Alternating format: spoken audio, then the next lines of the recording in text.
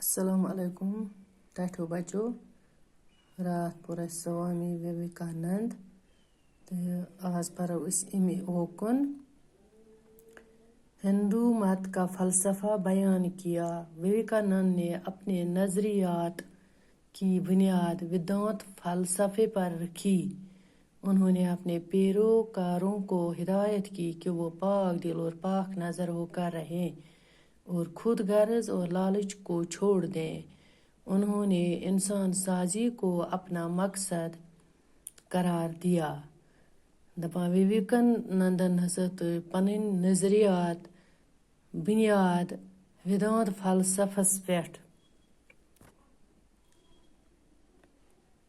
یعنی ہندوون ہند فلسفہ یُس چھُ تٔتھی پٮ۪ٹھ پننٮ۪ن یِمن سٲتھین تھووُن ؤنِتھ کہِ تِم روزن پاک دل تہٕ پاک نظر، خود غرض تہٕ لالچ ژھنن ترٲیِتھ۔ انہوں نے انسان سازی کو اپنا مقصد قرار دیا۔ اپنی غیر معمولی صلاحیتوں اور علمی و عملی سطح پر اپنی بے لوث کوششوں کی بدولت ان کو جدید ہندوازم میں سب سے زیادہ بااثر شخصیت مانا جاتا ہے۔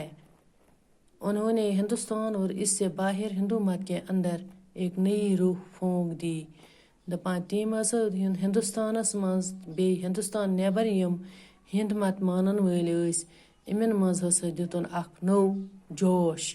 انہوں نے ہندو مت کے تمام فرقوں اور دنیا کے تمام مذاہب کو ایک ہی منزل تک پہنچانے والے راستے قرار دیا۔ ان کے خطبات پر مشتمل کئی کتابیں منظر عام پر آ چکی ہیں اور دنیا بھر میں شوق سے پڑھی جاتی ہے۔ وچ گوبرو بنکن کی لفظ رجحان گو میلان، توجہ، خدا شناسی گو خدا کو پہچاننا، بے لوث گو خالص بے آمیزش، جمناسٹک گو ورزش، داغ بٹانا گو دھوم مچانا۔ باقی شکریہ۔